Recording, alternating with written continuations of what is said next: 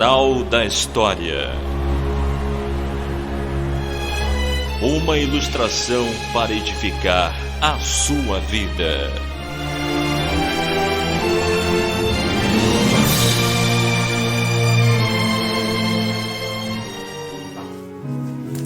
Olá amigos, olá amigas, mais uma sexta-feira e cumprindo a promessa de todas as sextas-feiras estarmos trazendo uma moral da história, que é uma história ilustrativa para edificar a sua vida.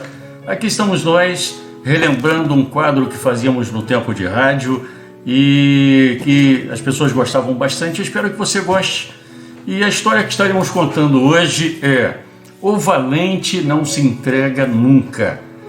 Mas antes de entrar propriamente na história, eu gostaria de estar fazendo um convite para você. Faz uma visitinha na nossa página lá no YouTube, Barreto de Oliveira. Vai lá, se você achar alguma coisa que edifique a sua vida, compartilhe, né? Faça com que esse conteúdo atinja e edifique outras pessoas também. O objetivo não é projeção, o objetivo não é audiência. O objetivo é edificar vidas. Portanto, se você quer ser um canal de bênção, assim como eu quero ser nas mãos de Deus um canal de bênção, edifique outras vidas através do compartilhamento desses conteúdos. Fique à vontade, que Deus abençoe a sua vida. Muito bem, a história de hoje tem o título de O Valente Não Se Entrega Nunca. O seu Francisco era um sitiante lá do Vale do Jequitinhonha, interiorzão de Minas Gerais, quase divisa com a Bahia.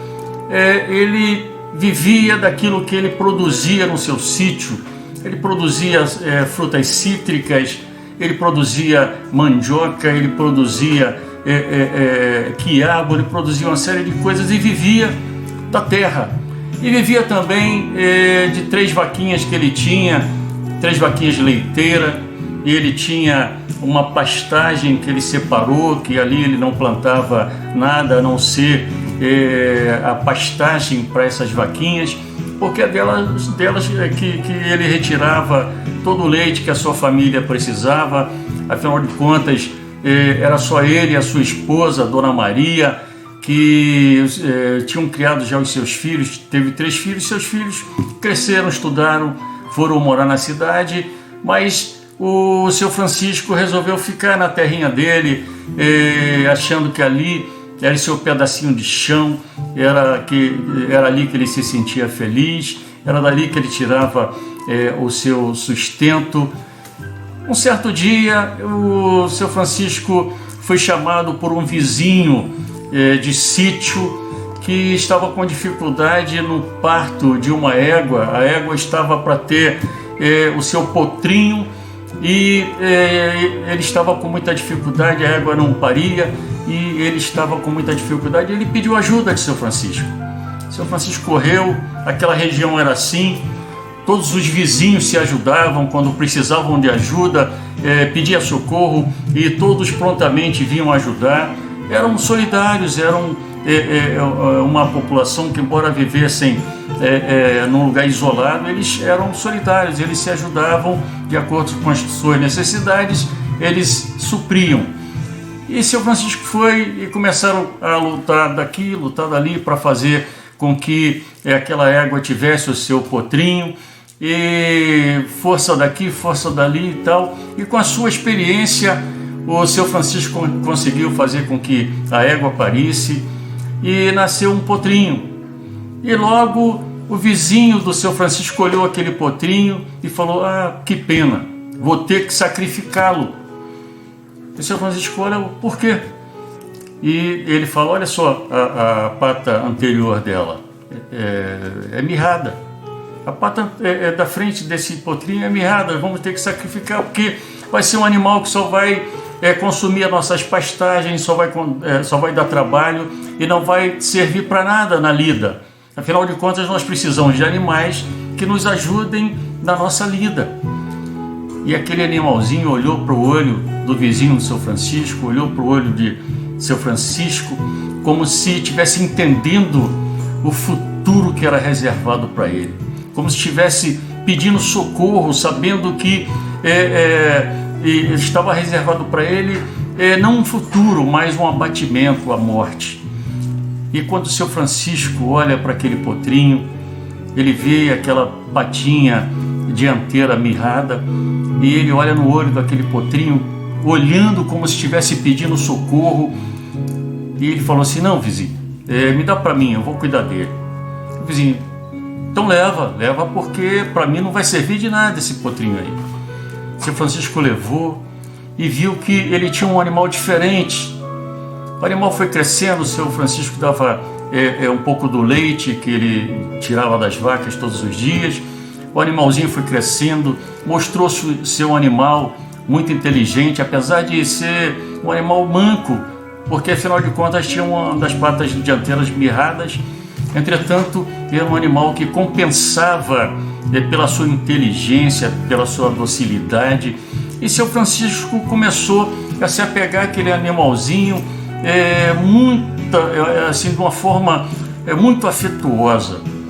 Tudo que ele ia fazer ali na sua chácara, no seu sítio, aquele animalzinho estava junto, como se fosse um cachorrinho de estimação, como se ele estivesse agradecendo aquilo que seu Francisco tinha feito por ele, ter cuidado dele.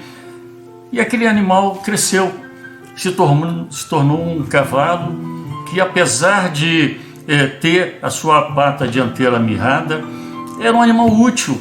Ele compensava com a sua força de vontade, e todos os dias seu Francisco já acordava de manhã, Dona Maria fazia aquele café com aquela broa de milho, aquele cheirinho de café do campo.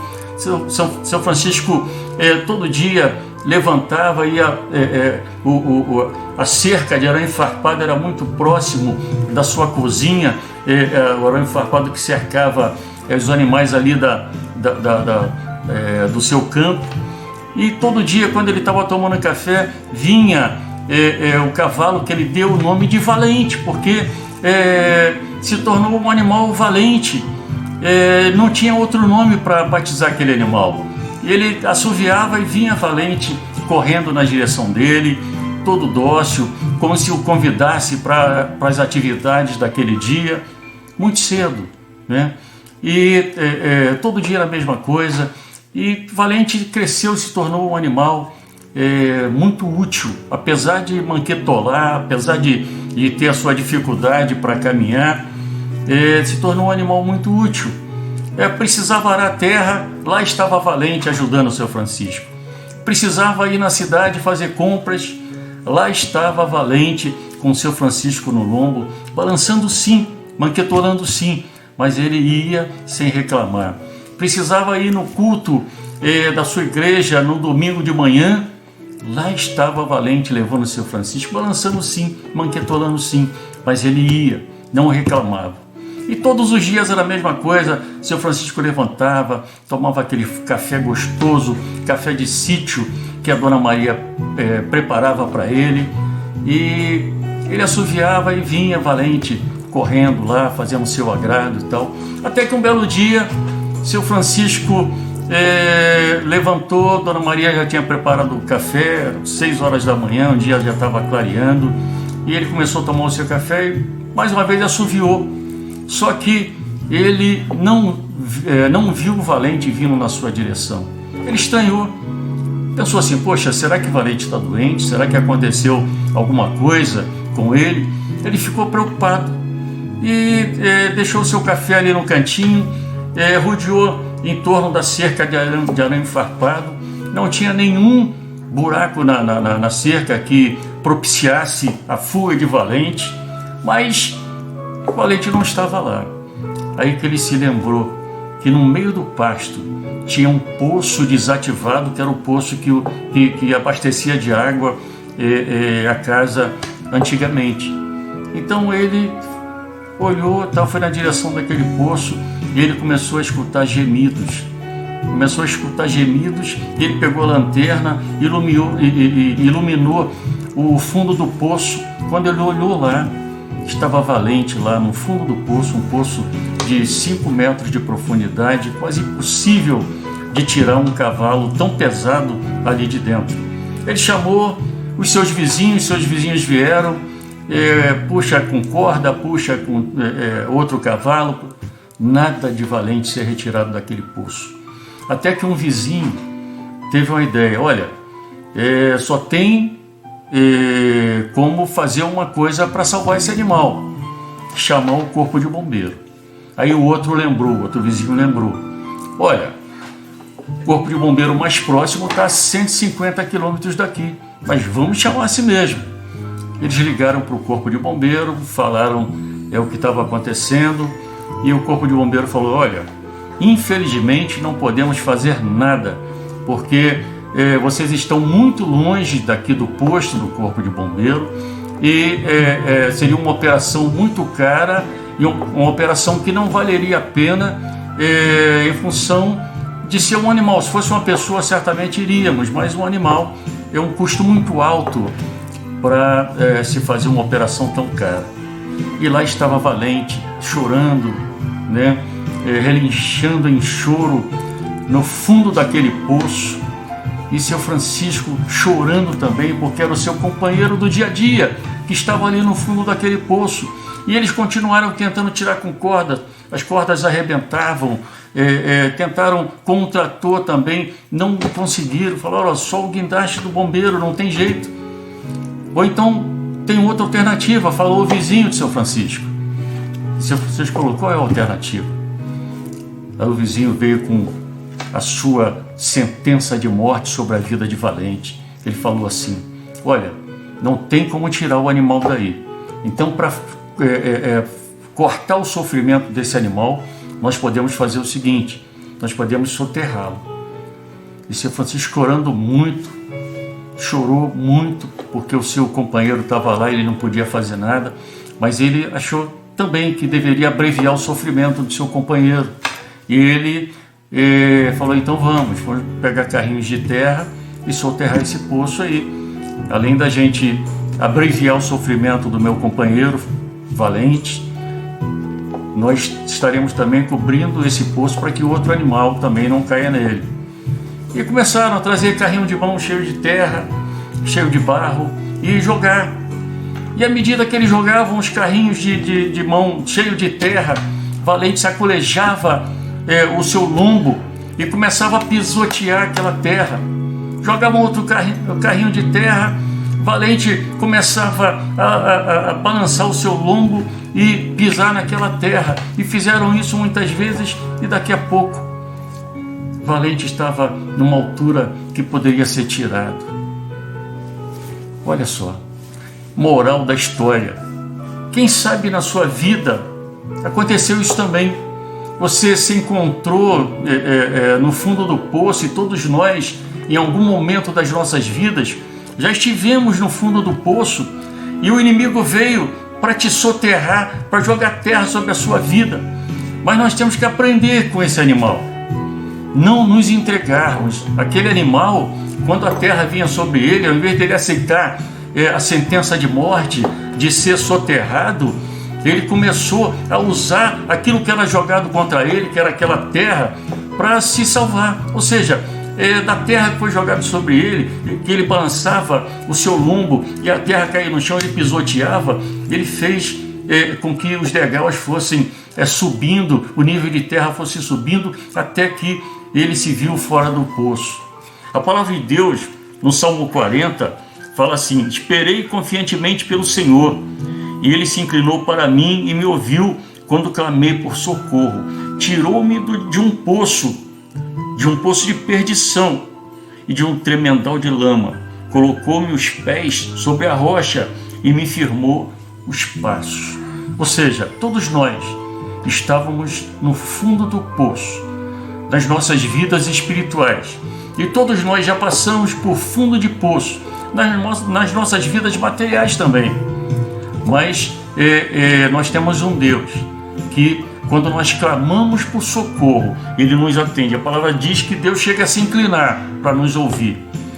Existe um segredo de sairmos do fundo do poço. O primeiro segredo que aprendemos com o Valente, com esse animal, é não se entregar. Porque quando nós nos entregamos, tudo aquilo que são lançados sobre nós quando nós estamos no fundo do poço, realmente vai servir para nos soterrar, para tirar as nossas vidas. Mas quando nós não nos entregamos, nós usamos tudo aquilo que é jogado contra nós a nosso favor. Ou seja, nós usamos para nos tirar do fundo do poço. Existe um segredo. O segredo é não se entregar. O segredo, a palavra diz, que clamar por socorro. O salmista está dizendo aqui, ele me ouviu quando clamei por socorro. E nós devemos, primeiro, não nos entregar. Segundo, clamar pelo socorro de Deus. E terceiro, não temer, porque esse é o segredo para sairmos do fundo do poço. Esperando que essa história tenha edificado a sua vida. Semana que vem voltaremos com mais uma moral da história. Até lá, em nome de Jesus.